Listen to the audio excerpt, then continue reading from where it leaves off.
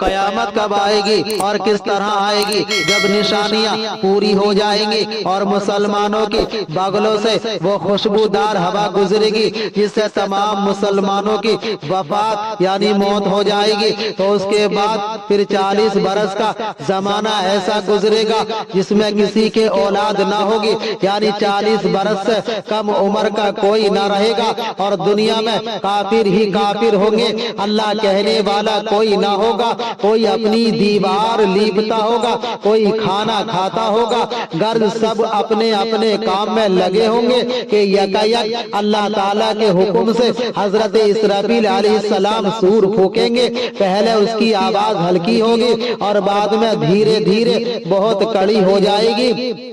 لوگ کان لگا کر اس کی آواز سنیں گے اور بے ہوش ہو کر گر پڑیں گے اور مر جائیں گے، پھر آسمان، زمین، دریا، پہاڑ، یہاں تک کہ خود سور اور اسرافیل اور تمام فرشتے فنا ہو جائیں گے۔ اس وقت سوا اللہ واحد حقیقی کے کوئی نہ ہوگا۔ پھر جب اللہ تعالیٰ چاہے گا اسرافیل علیہ السلام کو زندہ کرے گا اور سور کو پیدا کر کے دوبارہ پھونکنے کا حکم دے گا۔ سور پھونکتے ہی تمام اولین یعنی اگلے و آخرین یعنی پچھلے فرشتے، انسان، جن، حیوانات سب موجود ہو جائیں گے، لوگ قبروں سے نکل پڑیں گے، ان کا اعمال نامہ ان کے ہاتھ میں دیا جائے گا اور حشر کے میدان میں لائے جائیں گے، یہاں حساب و جزا کے انتظار میں کھڑے ہوں گے۔ زمین تانبے کی ہوگی، سورج نہایت تیزی پر سر سے بہت قریب ہوگا، گرمی کی سختی سے بھیجے کھولتے ہوں گے،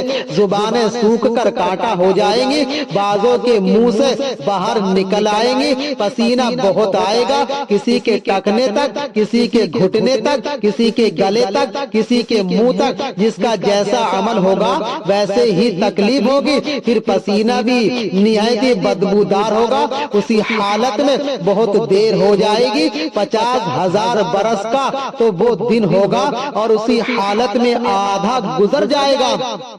لوگ سفارش کی تلاش کریں گے جو اس مصیبت سے چھٹکارا دلائے اور جلد فیصلہ ہو، سب لوگ مشورہ کر کے حضرت آدم کے پاس جائیں گے، وہ فرمائیں گے حضرت نوح کے پاس جاؤ، وہ حضرت ابراہیم کے پاس بھیجیں گے، حضرت ابراہیم حضرت موسیٰ کے پاس جانے کو کہیں گے، حضرت موسیٰ حضرت عیسیٰ کے پاس بھیجیں گے، حضرت عیسیٰ ہمارے آقا رحمت عالم صلی اللہ علیہ وسلم کے پاس بھیجیں گے۔ جب لوگ ہمارے حضور سے فریاد کریں گے اور شفاعت کی درخواست لائیں گے تو حضور فرمائیں گے کہ میں اس کے لیے تیار ہوں، یہ فرما کر بارگاہ الہی میں سجدہ کریں گے۔ اللہ تعالیٰ فرمائے گا اے محمد صلی اللہ علیہ وسلم سر اٹھاؤ، کہو سنا جائے گا، مانگو پاؤ گے، شفاعت کرو قبول کی جائے گی۔ اب حساب شروع ہوگا، میزان عمل بدی تولنے کی ترازو میں اعمال تولے جائیں گے، اپنے ہی ہاتھ، پاؤں، بدن کے اعضاء اپنے خلاف گواہی دیں گے۔ زمین کے جس حصے